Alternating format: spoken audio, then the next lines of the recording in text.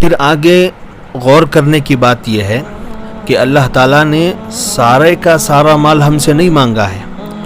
کہ سارے کا سارا مال میرے راستے میں خرچ کر، تو کہیں بھی آپ کو یہ حکم نہیں ملے گا، بلکہ پورے مال کا صرف 40واں حصہ سال بھر میں فرض کی حیثیت سے نکالنا ضروری قرار دیا گیا ہے، پورے مال کا 40واں حصہ۔ اور یہ بھی مطلق نہیں ہے کہ چاہے جتنا بھی ہو اس کا 40واں حصہ نکال دو،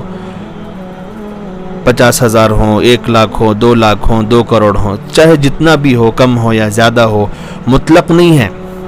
بلکہ وہ مال جو اپنے اندر بڑھنے کی صلاحیت رکھتا ہو اور ضرورت اصلیہ سے زائد ہو اور اس پر 1 سال اس حالت میں گزر گیا ہو کہ نصاب کلی یا جزوی طور پر باقی ہو، ان سب شرطوں کے پائے جانے کے بعد ہی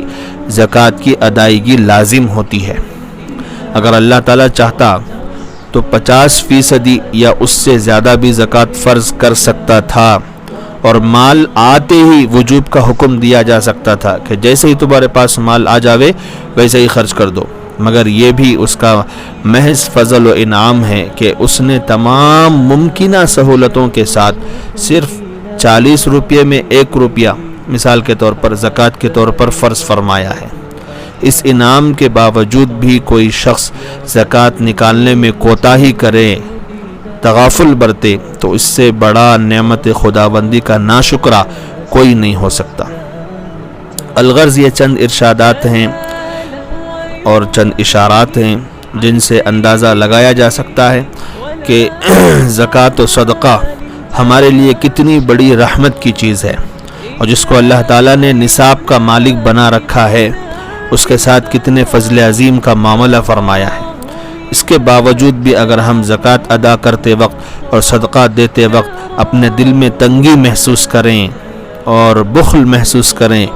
اور اسے جبری ٹیکس تصور کریں تو اس سے بڑی کسی حماقت کا تصور نہیں کیا جا سکتا۔ ہماری اولین کوشش یہ ہونی چاہیے کہ اگر ہم زکوٰۃ ادا کرنے کے اہل ہیں تو پہلی فرصت میں اپنے فریضے سے سبکدوش ہو جائیں، اپنے کندھے سے اس کو ساقط کریں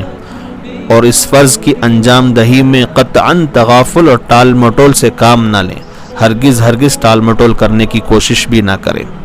انشاءاللہ اب اس کے بعد کی جو کلپس آئیں گی اس میں زکوٰۃ کے اہم منتخب مسائل پیش کرنے کی کوشش کی جائے گی۔ تمام سامعین سے ہماری گزارش ہے کہ خود بھی اس کو سنیں اور عمل میں لائیں اور زکوٰۃ صحیح طریقے پر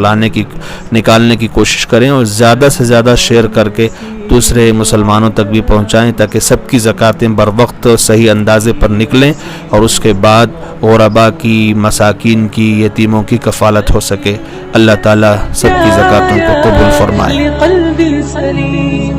إلى الله دوما تدور